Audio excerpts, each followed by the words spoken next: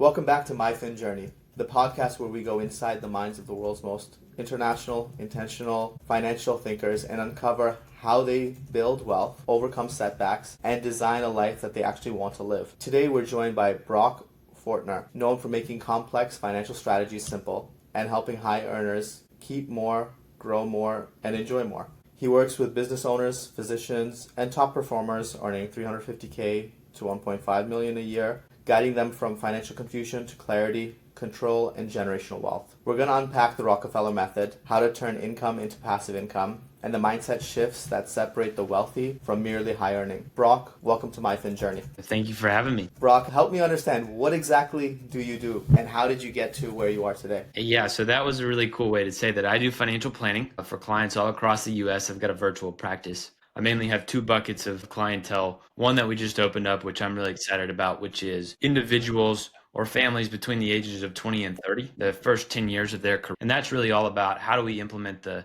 habit systems and structures to help them live into their financial success into the future. I'm a firm believer those first 10 years are probably the most hardest of your financial journey. And then the second bucket, which is really about highly paid W-2 or business owners making somewhere between 350 to about $1.5 million a year, to where we'll focus on how do you build wealth in a way that allows you to have financial freedom today, and then how do you reduce taxes and create generational wealth. I love that, Brock, but also it makes no sense to me because if you're 20 to 30, in theory you don't have that much money. You're correct. You're not thinking about financial literacy. In theory, you're not thinking about legacy planning. So it feels like you chose an avatar or you chose a population group. That makes sense to me because I'm passionate about financial literacy, but that doesn't pay bills. Correct. So that doesn't pay your bills, that can't necessarily afford your advice and your wisdom and your expertise. So help me understand not only like how they can afford it, but also why you decided to help that niche and help that. The reason we decided to do that was because of what you just said.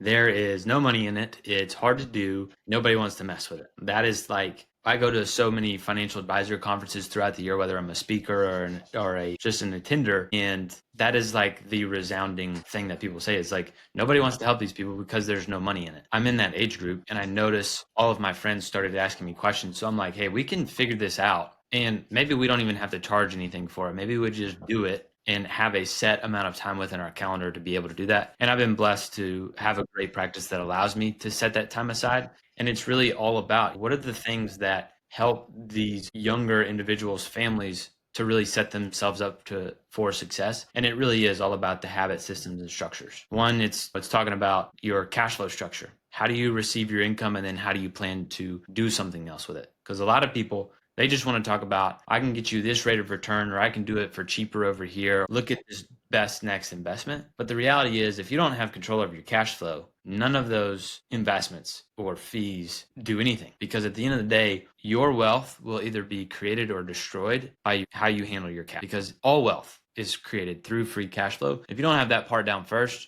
nothing else is going to work itself out. I love that, Brock, and it's so powerful. And to me, it just highlights Blue Ocean strategy. It highlights a book I read recently, Built Not Born. It really talks about paychecks and their model. And it really highlights that fundamentally a lot of people approach their skill set differently. And sometimes it's do what everyone else is doing. And other times it's to say, hey, I'm not going to optimize for a sale or a transaction today. I'm going to optimize to build a relationship. And if I can take that 20 or 30-year-old and teach them financial literacy and help them upskill, they're probably going to be much more successful than the average American who probably couldn't afford a traditional financial advisor anyway. Yes. Or they don't have the money to actually invest. Absolutely. So then you'll have so much more of a lifetime value with that client where they might not be able to afford your services today, but tomorrow, 10 years from now, etc., they'll be in a much healthier position and they'll attribute it to the value that you created along the way. Absolutely. We really focus on 5 key components. We give them tools to know and track where they're at on all this. Number 1 is just knowing where you're at and where you plan to go. The most common thing we see is most people don't know the 3 most important numbers, which is how much money is coming in, how much money is leaving, and then what's left over. You first have to know where you're at, and then you can plan out and write out your vision for where you're going. The next is, what's your freedom number? What is the number that you need to produce in asset income to be financially free? The next thing is, how do you avoid lifestyle creep? How do you have a connected cash flow structure to avoid the lifestyle creep that could happen within your life that we see in the majority of Americans? The next is, how do you protect against the 3 catastrophic risks in life? That is liability, disability, and death. And then the last one is, how do you focus on asset income over earned income? And if we can focus on those 5 things, everything else will work itself out. I love it, Brock. I'm really enjoying this conversation. That being said, typically when I think of financial planners, I think the bane of my existence. I think a lot of their advice or guidance is out. I think things like the 4% rule are maybe a bit antiquated, even though the math and the model makes sense. But then it doesn't account for something like COVID, like your black swan type event. It doesn't account for lifestyle inflation. It just accounts for your portfolio value, which makes sense. All models have issues. But fundamentally, Brock, I think the main gripe or the main issue that I have with financial planning and financial planners and things of this nature is that it's not always accessible to the individual. It's not always hearing the individual out. Sometimes it feels like pushing a product. Like you mentioned, one of the 5 pillars, essentially alluding to life insurance, right? And sometimes it feels like that product is not really communicated well, or it's very expensive instead of maybe like a high cash value, bank on yourself type product, or why one might be better than another. From your perspective, it sounds like you're quite engaged in the community. It sounds like you're also investing a lot of time in upskilling yourself. What do you think are common gripes that people have with the industry as a consumer of the product? And how do you feel like you've been able to navigate that or address it? Great question. Some of the things are the fact that their advisor doesn't communicate with them except for once a year. The other one, that it is pushing a product the entire time. It's not listening. It's, oh, just put your money in these buckets of money and then you'll be fine. And there's no personalization to most financial planners' plan. Like, it's just, hey, here's our cookie cutter approach. And we'll tell you it's proprietary and it's not cookie cutter. But yet, if you look up on Google financial plan and you just look at the pictures, all of the processes are the same. And if you look up 10 of your financial advisors in your area of where you live, almost all of their websites will look the same with the same, and nothing changes. The other piece is, once you actually sit down with somebody who's actually going to listen, you feel like they listen, but then end up wrapping around later to finding out they're just the same as everybody else. And what their job really is to get as many assets under management as possible, so that they don't have an asset under management business. They just have an emotions under management business, and where they just have to manage your emotion good enough to where you won't ever leave their wall, their ecosystem, right? You'll just always be a client of theirs if they can just manage your emotions. And I don't fancy that. I don't love that approach by a lot of financial advisors. You see it all the time, especially when you go to these conferences. They literally have classes about how do you handle your client's emotions. And I just haven't enjoyed that approach, because that's not the way that I would want to be talked to either. I understand that. I see that in real estate in a different realm, where there's what's standardly done or what's done normally and how it feels like that's rewarded, and it feels like people reward bad behavior, but then you might want to go down a different direction. So I guess with respect to your industry and with respect to how you approach it, creating value for clients and we're very client centric, why do you think that the industry is incentivized to reward bad behavior, or why have you decided to not follow the pack? That's just because where all the money's at. It's easy to make money. Once you get assets under management, you get paid a percentage, and you're getting paid whether the market's up or down. And then if you wanted to, you can exit and sell your business for a nice multiple. For me, I was introduced to a different approach of how you can handle the client's finances. And I think it's really coming from a principle-based approach. And so one of the things was, you asked me earlier, which was, how do you battle that? I think it's coming from a principled approach. And those 5 key areas that we talked about a moment ago are really the guiding light into everything that we do. And I don't think, what most of the time you'll see is, most advisors come in and they want to be the hero of your financial journey. But the reality is, you just need to be a guide. You need to help them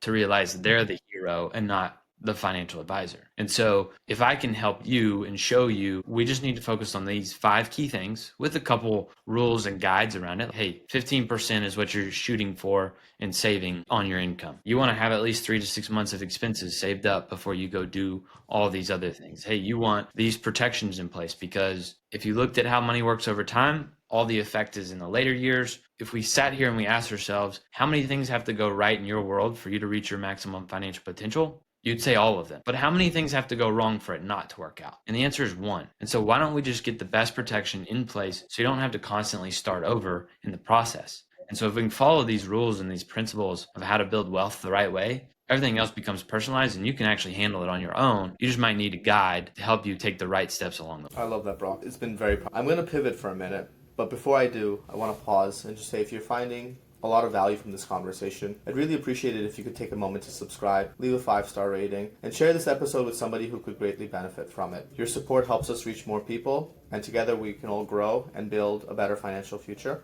Now let's jump back into the conversation with Brock. Brock, I want to understand what led you to the point where you are today. What led you to become a financial advisor? What led you to want to work with people, not only people who don't have money, but also people who have accumulated wealth, but also understand that just because they have money and wealth doesn't mean that they have free cash flow and doesn't mean that they know what their financial freedom number looks like. That's a great point there at the end. Majority of people that I talk to, whether they make $3 million a year or $30,000 a year, most of them have no idea what their numbers are or what their freedom number looks like. If you can figure out what your inflows are, what your outflows are, you'll know very quickly that your outflow is your freedom number. And what you've got to do is create capital flows with all that money that's left over to reach that number in asset income. So for me, I was playing college baseball, and about halfway through my sophomore year, I was tired of it. And I was really questioning, what is it in my world that I wanted to do? And at the time, I was in school to be an accountant, and it was fine. It was good. That's what all my family did. I thought it would be the thing that I would do. We have an entire accounting department building at a university here in Tennessee that's named after a family member of mine. And so I'm just thinking,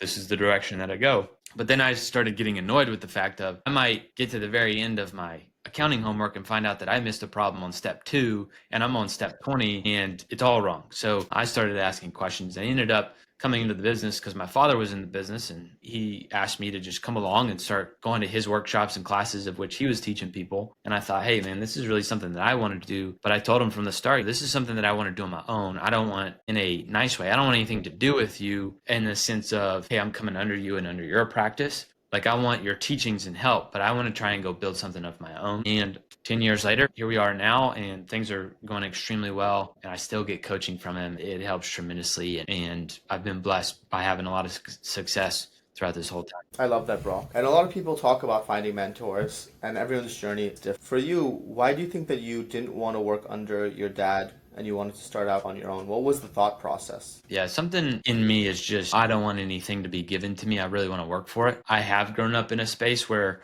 I see a lot of my friends where their parents give them something that they didn't really have to work for. And so then it just causes problems down the road. And I didn't want anything to do with that. For me, all my life, I've always just wanted to be able to say, hey, I've worked for this myself and I was able to accomplish it myself. And I took that route and it was helpful and it paid off in the long run. That's awesome, Brock. That's awesome. So if you were to go back to 18 and if you were to recreate the whole situation, is there anything that you think you would do differently? Not spend my money on a couple of things that I started spending money on. When I first started and I was getting a paycheck every week, every other week, it was like, man, it was at the time when subscription boxes were out there. So I had every golf subscription box, watch subscription you could think of. And I was thinking, oh, I've got X amount of dollars coming in every 2 weeks. I can spend it. We're good here. And I wish I wouldn't have done that. And of course, like everybody answers, I would have bought more Bitcoin.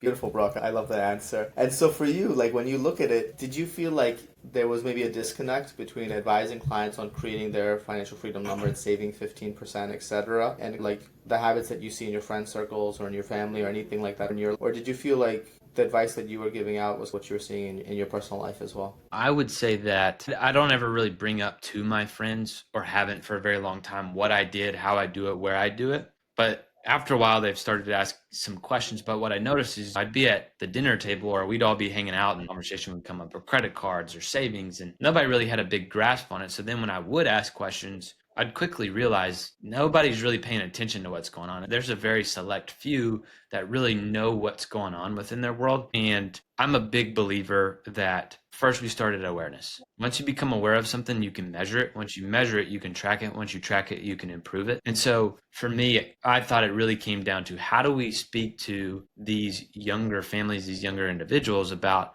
hey, what are the tools? What are the things that you need to become aware of first, so that then we can measure it. Once you can measure it, we can track it and improve it to put you in the best position moving forward. And I feel like this is a very informed mindset, Brock, and it's a very logical mindset, and it's a very intentional mindset, let's say. How do you feel like you came up with that mindset? Was it something you read? Was it through a class or a course? Or help us understand how you got to this informed perspective on growth, essentially? Yeah, that's a good question. It might have come from baseball growing up. So a lot of times, if you were in a slump, or we'll just use a slump, for example, we could sit here and just swing the bat all day long, but until somebody watches what we're doing and then and they tell us what's wrong, we won't be aware of we've got to address it. And so, you'd first start at videoing your swing of, hey, here's where the problem is, let's become aware of, hey, you're pulling off the ball too fast, and you know what, your timing's off or whatever it may be. So now you have become aware of it. Now you can start measuring it within the games, and you can start tracking what's going on. If you've knocked out those three, it's likely that you're going to start improving because you're addressing the problem at hand and you can move the ball forward. So I think that whole mindset started with the baseball in me, and just taking the approach of, if there's a problem, somebody's got to become aware of it. It's just in baseball, you can see the result of the problem a lot sooner than you can in the finances. Agreed. So I guess in that baseball analogy, in theory, you're being mentored or trained or coached by somebody who has more experience than you. And in the personal finance realm, your financial advisor isn't always making more than the client that they're. So help me understand, you have a $3 million, $30 million, $300 million client, whatever. A client making more than you. How do you actually efficiently advise them and structure them and set them up for more success if maybe you haven't experienced it yourself, if you don't mind me asking? Yeah, that's a great question. It happens all the time. And when there are families who make a lot more than me, or who do have a lot more than me, I'm thinking about one gentleman of mine that's a client that just recently exited for a large 8-figure number. I haven't exited for 8 million. I don't have 8 million in the bank. However, I've done enough of this planning work. I have enough experience and mentors that have done it to help move the ball forward for them and help tell them what to do, and then also introduce them to my mentors to help them along the process. And I think about it, one of my mentors is in the Estate Planning Hall of Fame. He's one of the largest life insurance producers in the history of Guardian. He's like one of the top 10, I think, financial advisors in the country, and president of so many councils in our space. And I lean on him because he works at the highest level of wealth. Families that are billionaire, $100 million families, that is his realm. So when this family exited, I was able to introduce him for this approach. But then also, I have other mentors in my life like Garrett Gunderson and Justin Donald, to where with Garrett, we could have him come in and talk about, how do you build your family constitution and your family legacy? With Justin Donald, it was much more of, hey, how do you think about investing and assetation and negotiation with private banks along this line? Because they're in that zone. I'm not. However, I've got enough experience in this realm, in the connections that help these clients, that I can speak to it at a very high degree. That's beautiful, Brock. Because I think it's important to realize that the value is also in your network, in the ability to spot problems that maybe a client doesn't see and then efficiently manage them. And for a client exiting, whether it's 7 figures, 8 figures, what do you think the main problem is from their perspective? From the client's perspective? Yeah. The same question I get every single time. Brock, I'm about to exit and I'm about to get my last check for the rest of my life, and I'm freaking out and I'm going to run out of money. Like, that is majority of the time. So it's not taxes. It's how do I make this money last? Sometimes it's taxes, but that's usually number 2, because the first question is, oh my gosh, this is my last paycheck. And then we just have to have a conversation that's, this is not your last paycheck. You are totally fine. We're going to be okay. Let's talk about all the other things to allow us to eliminate the taxes, to build the generational wealth so that you don't lose all this money. And what are those additional things? Are they just taking that 8-figure paycheck and putting it in a 401k, some retirement account, etc.? But what exactly are they doing? Are they putting in a brokerage account? Help unpack that. Yeah, there's a lot of things that happen within that. There's a lot of trust structuring. Hopefully, we've done planning 5 years in advance of this exit, but sometimes that's just not the case. And we're introduced to them as they're exiting. And there's some things that you can do there, but simple relationships of a private banking relationship. You want a estate planning attorney that really focuses on asset protection and eliminating taxes. Like, you want somebody who has knowledge within the tax planning space as the attorney. We have a few that we work very closely with on many of our clients. Then you want to think through their asset allocation already. But one of the things that we harp on the most is, as soon as you get this paycheck, don't just start throwing money out because I would much rather miss out on 10 good deals than put my money in one bad deal. And so the focus comes then back to, what's your investor DNA? What's your investment criteria? And then how do you only invest in the things that match up with those two pieces that we have with clients? I feel like it's a very informed response, Brock. But I guess my question is, what do you see more of? Do you see the client 5 years before they exit? Or do you see the client after they've exited? Or do you see the client after they've exited 3 years later and they've already made some decisions and now we have to clean up a little bit more? Majority of the time, they're exiting within the next year or two, or they've already exited. And it's no different than retirement. I think it's hilarious when people plan for retirement. If you go look at all these retirement workshops that advisors put on, everybody in the room is like 55 and older. Well, newsflash, that's a little too old to be in those workshops, because retirement you needed to be planning for way sooner. You're saying some controversial things today. I am. I appreciate it. Yeah. So help me understand, whether it's that retirement person who's 50, not even, 50, you're not retiring, but that person who should have been planning in their 30s, let's say, but now they're in their 50s. What changed? Was it just I can't kick this can down the road anymore? And same for the entrepreneur who's exiting now and now realizing it's a priority. What's changed from your perspective to cause them to take action? I think it comes down to the reality of, you can ignore all the warning signs, you just can't ignore the consequences. And the closer and closer that they get, people start paying attention to what's going on within their life. It's the same if you think about life insurance, for example. When you're young, nobody wants to talk about the life insurance death benefit, but when you get older, everybody wants to talk about the life insurance death benefit. And then let's say that you're really rich and you're young and they're like, oh, I don't need life insurance. I'm really rich. I can just self-insure. But then you just keep getting richer. And then you go meet with an attorney when you're a lot older and you got to start doing this planning. And they're going to tell you, hey, you need life insurance and you got to spend way more money than you should have, because you should have done the planning when you're younger. Brock, if you don't mind, let's dive a bit deeper. Because I came from life insurance as a scam to then buying like high cash value life insurance. So I went through like my own educational journey, and maybe on this call you'll tell me I bought the wrong thing. But from my perspective, it's very easy to have a certain mindset and think you're right. And it's very difficult to keep an open mind and say, hey, I can be wrong. Let me learn where my blind spots are. So in this example that you mentioned, person's making enough money, they don't think they need life insurance. Help me understand what changed from your perspective for them to realize, or for them to be advised that 40 years later, they need life insurance according to their estate planning agent. Most of the time, it's not they need life insurance, because once you're rich, this is the honest truth, is you don't need life insurance, but you might want it if you know all the things it'll do for you. And so when you think about this, everybody's going to pay for life insurance, whether they pay for it through premiums or lost retirement. And so what I mean by that is, if you take that same traditional route of buy term and save the difference, you're going to pay for your life insurance by not accessing some of your money or taking the retirement income that you could have, because you have no death benefit. Your assets in the bank are the death benefit, and you got to ensure that they last as long as you do and then your spouse does. Other areas could be in estate planning. A lot of people don't want to, how should I say this? People don't like paying taxes, and they're not going to like paying taxes later. The way that the government figured out how to do that is they'll just tax the dead people because they can't say anything. But yet you've built all this generational wealth just to be able to say, okay, you got to tell your kids, hey, you got to send half of this to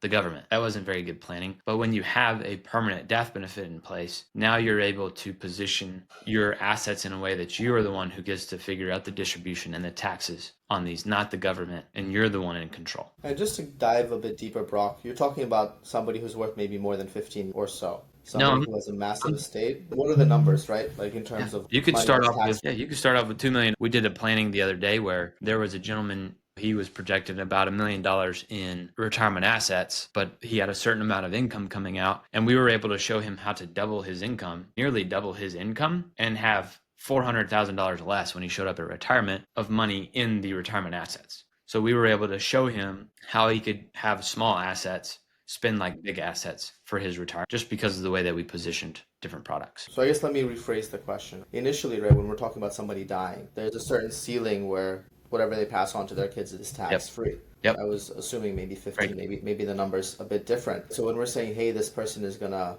die, and unfortunately, which we all will, and then they're going to leave a lot of wealth to their family, and their family is going to pay a lot in taxes. Isn't that only above a 15 million type threshold, or what do the numbers look like? Yeah, great question. I misunderstood you on that one. So right now, the rules are it's about 15 million per person right now. And that grows every year. And once the administration changes again, it might change again. But what that essentially says is if you pass away with more than 15 million, if you're a single person, everything above that will be taxed at about 40%. If you're married, then what it would be is about, say, 30 million, just double that because you're two people. And then you would get taxed on 40% of 30 million on top of that. And there are plenty of ways around that. Plenty of ways. Nobody should pay estate taxes as long as they do the planning early enough. And I think that's the main point, right? Like, in theory, if you're talking to that 20-year-old who is probably not worth 15 to 30 million right now, but if you're investing the time in helping them get educated and helping upskill them, it's very reasonable for them to hit those types of numbers. Very reasonable. In my humble opinion. and not by taking big swings, but just by saying, hey, 7 things can go wrong. And as long as I do that one thing, I'm okay. But fundamentally, Brock, why do you think people are reluctant or slow to get educated on this? Is it just that delayed gratification is so inconvenient, or is it something else? I think it's just the common adage of everybody follows the herd. Hey, everybody does this. It's easy. So let's do that approach instead of, hey, these are my finances. Let me be a good steward. Let me take responsibility and really dive into what's going on. Because I always think it's funny because when we get to the life insurance side of our planning, a lot of people want to ask all these questions and then we'll finish it and we'll be fine. But then I'll say, hey, when you started your 401k, did you ask all these questions too? And majority of the time, everybody's no. I just signed the document. Everybody does it. It's easy. Do you have a habit of giving money to people you don't know? Because that's what most people do when it comes to their 401k. They don't know the managers. They don't know the administrators. They just hand it over because that's what everybody does. And hopefully it works out. So far it hasn't, but hopefully. So let's dive a bit deeper because I don't hear many people, other than myself maybe, I don't hear many people talking shade about the 401k. So help me understand, what do you think the main issues are with the 401k? Is it hidden fees? Is it unclear what your investment strategy is? What is it? That's a good question. I don't think that there's anything wrong with the 401k. I just think that most people don't understand it and nobody questions it. And so what ends up happening, I think, is majority of people just rely on their 401k to be the savior of their retirement, which it just can't be the case. Because again, if you don't like paying taxes today, what makes you think you're going to want to pay taxes later? And some of the things in a lower tax bracket in theory. Everybody would say, oh, I'll be in a lower tax bracket. Okay, what makes you be in a lower tax, make less income? That sounds great. So you're going to get to retirement and every day is Saturday and all you're going to do is be spending money. Tell me how you're going to be in a lower tax bracket or want to be in a lower tax bracket. And they'll say, oh, I won't have my kids and I'll have my home paid off. Okay, now you're pulling money out of a 401k that's after tax, which means they pull the money out and they pay the tax right there at ordinary income tax rates. They have no child credit tax benefits. They have no home mortgage deduction, right? They're not putting money in retirement plans anymore, so there's no more benefit on that either. You've got to make up for all those years where you had tax benefits and the fact of most things are going to cost a whole lot more in the future than they do today. And if you just looked at our economy today, you just got to ask yourself, do you think taxes are going up or down over the next coming years? I love that response, Brock, because it highlights a lot of the different things that I think about. But what I don't understand is, why isn't this conventional wisdom? We alluded to that 4% rule before. We alluded to the idea that you can have money in your 401k. You can take out 4% every year and you'll be fine for retirement. If you're working a traditional W-2 job, part of their rationale would be you need to have enough in retirement so that you can live off of 60 to 80% of your highest income. Help me understand why a 401k administrator would set that guidance out there if you and I would mutually agree that it makes no sense. Why would I spend less in retirement? One, because it is good for some people, right? Like some people are just not responsible enough to take care of their finances. And so they should have the 401k. So they should put money in there. When it comes to retirement, that's just a number that's thrown out there. Like, who actually knows what they're going to need in retirement? What happens if the day you go into retirement, you find out that you have to go into a home because of some sickness or disability that you pick up? Did you do the right planning for that? What happens if your kids have to move back home? Did you take care of that? What happens if your parents have to move in with you and you're part of that sandwich generation where your kids are in the home and your parents are in the home? What's your plan? How are you going to, can you see the future in that? And so one of the things that I always talk about is everybody, especially financial planners, they want to talk about needs and goals. Needs and goals means you are planning for the minimum of what you need, instead of how do we plan for the maximum amount of money supply and maximum amount of benefits all along the way, both in your accumulation years and your distribution years of retirement. So now when you plan for the maximum amount of income, you're not worried about, hey, I only need this much amount of income. Take as much as you can get. And if you don't need it, put it back into your plan and let it continue to grow. And I think it's just easier for people to just give out information because majority of Americans just are going to take it at face value and say, okay, that's great because everybody else does it, and it just move on. That's at the end of the day, that's it. And you've got to realize that bank or financial institutions, the government and big corporations, they all teach us to play by the same rules. Give us your money on a consistent, systematic basis over the longest period of time. We'll hold on to it for the longest period of time. And then when you want it back, we'll give you the least amount of money over the longest period of time again. Like, that is the rules that they tell us to play in financial or in personal financial planning. But yet you look at the corporate financial side, they don't care about compound interest. They want velocity of money. They want constant movement of cash because cash flow is king to them, and having liquidity to deploy and do other things with beats out this compound interest of 9.5% of whatever the market does. They're way more focused on how do I have cash flow and how do I continue to compound the cash flow rather than the interest. I love that, Brock.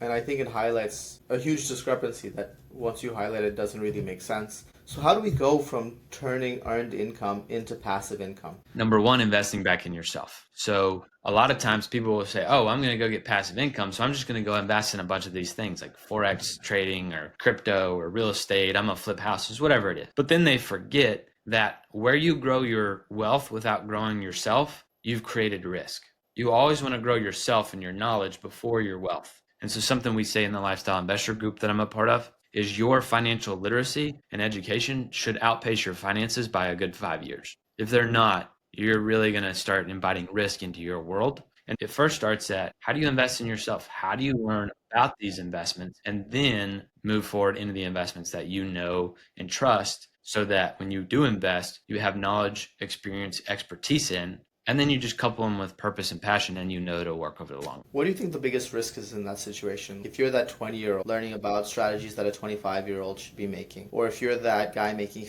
50K learning about strategies that somebody making 80K should be doing, or 80K and learning strategies that somebody at 120K should be making. What do you think the biggest risk of learning now what you'll need to be implementing 5 years from now is? Stopping too early. I've had friends come up to me because they'll read Tony Robbins' book. What is it? Money Mastery of the Game? I think that's the book. They're like, oh, I learned about private placement, this or that. And I'm like, you can't even do that till you have $5 million in like that you can just take off the table. What else do you want to talk about? And they're like, oh, that's what I want to do. That's where they stop, is they just stop at the first thing and then they're done. You've got to continue to invest in yourself continuously over and over again so that you're very quickly, hey, this applies to me, or hey, this doesn't apply to me. Because there's a lot of things in the financial world that sound really sexy. Like they're really, but if you find out that they don't apply to you, no worries. You don't need to spend more time on it. Just continue to learn and dive deeper into finance, and you'll start to realize, oh wait, I can take something from here, I can take something from here and start building on top of those. So I really appreciate how you're sharing your approach to a growth mindset with us. What do you think the most effective or efficient way is to put that into practice? Because I think sometimes the things we talk about are easier said than done. Yes, I would agree. Easier said than done. Number one, I would find a mentor or a coach. So for me, I've got a couple. Justin Donald's one. Eric Gunderson is one for me. They're personal mentors of mine